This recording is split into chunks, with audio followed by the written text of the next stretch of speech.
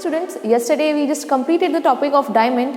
उसमें हमने उसके स्ट्रक्चर देखा था, उसकी प्रॉपर्टीज़ देखी थी. Now we are going to study another allotrope of carbon, that is graphite. Graphite और डायमंड के स्ट्रक्चर्स बिल्कुल डिफरेंट है. आपने देखा था डायमंड के अंदर जो कार्बन अटैच थे वो 3 डायमेंशनली एक नेटवर्क स्ट्रक्चर था, कॉम्पैक्ट स्ट्रक्चर था. वाइल इन ग्रेफाइट हमारे जो कार्बन जुड़े होते हैं वो हेक्सागोन शीट्स के फॉर्म में, लेयर्स होती हैं आपकी, इस तरह से जुड़े हुए होते हैं, है ना.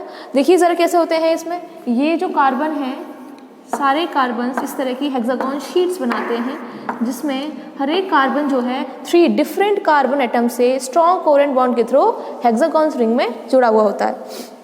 वाइल जो 4th वैलेंसी होती है इसकी वो कंप्लीट होती है दूसरे हेक्सागोन शीट के कार्बन से.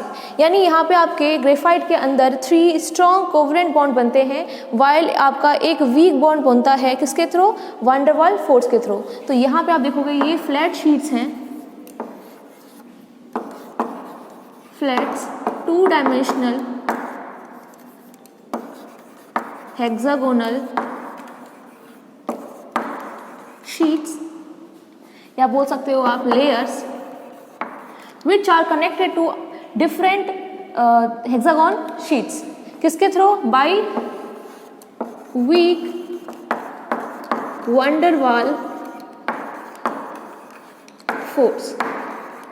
यानी आपके यहाँ 3 स्ट्रॉन्ग सिंगल कोवेलेंट बॉन्ड बनते हैं, वाइल एक आपका वीक बॉन्ड बनता है through van der Waals force. इसी वजह से, क्योंकि ये जो बॉन्ड है, ये जो फोर्स है van der Waals force, it is a very weak force. That's why से ये जो लेयर होती है एक दूसरे के ऊपर स्लाइड कर जाती हैं. दैट्स वाई जो ग्रेफाइट होता है आपका बहुत सॉफ्ट होता है. जो कार्बन जो स्ट्रॉन्ग कोवेलेंट बॉन्ड के थ्रू जुड़े होते हैं उनकी जो बॉन्ड लेंथ होती है वो आपकी होती है 142 पिकोमीटर. ठीक है बच्चों. और जो इनका जो ये वीक बॉन्ड के थ्रू जो डिफरेंट शीट्स जुड़े हुए हैं, यहाँ पे जो बॉन्ड लेंथ बनती है ये आपकी है 340 पिकोमीटर. 1 पिकोमीटर के अंदर कितने मीटर होते हैं बच्चों, बताइए ज़रा. 1 पिकोमीटर के अंदर 10⁻⁻12 मीटर होते हैं. So students, now let's talk about the physical properties of graphite. आपने इसका स्ट्रक्चर देख लिया, अब इसकी प्रॉपर्टीज़ की बात करते हैं. पहली प्रॉपर्टी तो इसकी यही है कि ये क्या है, एक ऑपेक सब्सटेंस है. डायमंड कैसा था, डायमंड बहुत ही शाइनी, बहुत ही लस्ट्रस सब्सटेंस है, वाइल जो आपका ग्रेफाइट होता है वो आपका ऑपेक सब्सटेंस होता है, इसमें से लाइट पास ही नहीं होती है. सेकंड क्या है, ये बहुत सॉफ्ट एंड सिल्वरी होता है. ठीक है, बहुत ही सॉफ्ट होता है, इसको इजीली हम तोड़ सकते हैं. थर्ड क्या है, गुड कंडक्टर ऑफ इलेक्ट्रिसिटी. आप कहोगे मैम इसमें तो कोवेलेंट बॉन्ड बनते हैं तो ये इलेक्ट्रिसिटी कंडक्ट कैसे कर सकता है. आपने बच्चों देखा था कि जो चौथा बॉन्ड है कार्बन का वो वीकली अटैच्ड है, यानी थोड़े से इजीली वो जो है ब्रेक डाउन हो सकता है, तो वहाँ पे फ्री इलेक्ट्रॉन्स आपके आ जाते हैं. दैट्स वाई ये क्या होते हैं, गुड कंडक्टर ऑफ इलेक्ट्रिसिटी होता है. ठीक है. फोर्थ है आपका हाई मेल्टिंग पॉइंट. इनका मेल्टिंग पॉइंट बहुत हाई होता है. क्यों, क्योंकि इसके अंदर 3 स्ट्रॉन्ग कोवेलेंट बॉन्ड हो रहे हैं, उनको ब्रेक डाउन करने के लिए lots of energy is needed, therefore they have high melting point. Fifth, they are good conductor of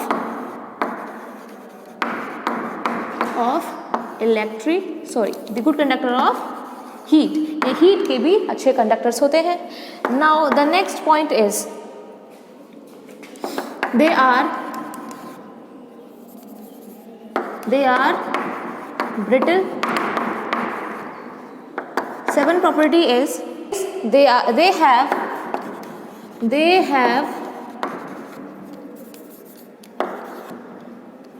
low density. इनकी डेंसिटी कम होती है. तो स्टूडेंट्स ये थी फिजिकल प्रॉपर्टीज़ ग्रेफाइट की.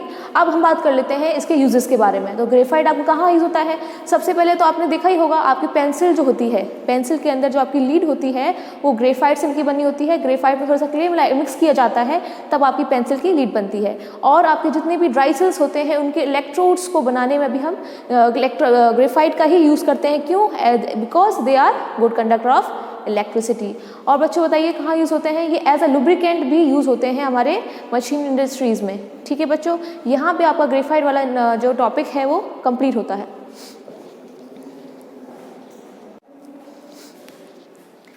Now students move to the another form of allotropic form of carbon, that is fullerene। तो students fullerene क्या होता है? ये जो है बहुत ज़्यादा ब्रॉड टॉपिक नहीं है आपके में, छोटा सा टॉपिक है। फुलरीन में आपके जो कार्बन होते हैं वो एक स्फेरिकल मॉलिक्यूल के फॉर्म में अटैच होते हैं। डायमंड में देखा था वन नेटवर्क स्ट्रक्चर था, फिर आपने ग्रेफाइट में देखा 2 डायमेंशनल हेक्सागोन शीट स्ट्रक्चर था। नाउ इन फुलरीन सारे कार्बन अटैच होते हैं एक स्फेयर की फॉर्म में। जैसे आपने फुटबॉल देखा होगा, सेम ऐसे ही फुटबॉल की तरह अटैच होते हैं। तो ये क्या है? तो इसमें कार्बन सिंगल कोवेलेंट बॉन्ड के थ्रू एक स्फेरिकल मॉलिक्यूल बनाते हैं और इसमें जो कार्बन अटैच होते हैं वो इवन नंबर्स में होते हैं, इवन नंबर्स में। ठीक है, का C60 जिसको आप बकमिंस्टर फुलरीन भी कहते हैं। बकमिंस्टर क्यों? क्योंकि बकमिंस्टर एक यूएस आर्किटेक्ट हैं। उन्होंने एक डोम बनाया था जिसका स्ट्रक्चर कुछ ऐसा ही 660 ऐसा था, तो उनके बिहाफ पे इसका नाम भी बकमिंस्टर फुलरीन रख दिया गया। ठीक है स्टूडेंट्स, इसके अंदर क्या होता है? 6 मेंबर्ड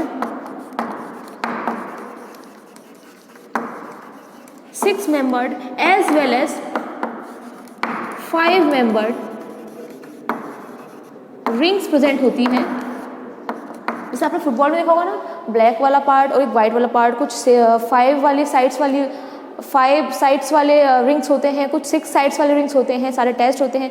सेम इसी तरह से फुलरीन के अंदर भी आपके जो कार्बन है कुछ 6 मेंबर रिंग्स होती हैं, कुछ 5 मेंबर रिंग्स होती हैं और वो अटैच्ड होती हैं एक स्फेरिकल मॉलिक्यूल की फॉर्म में।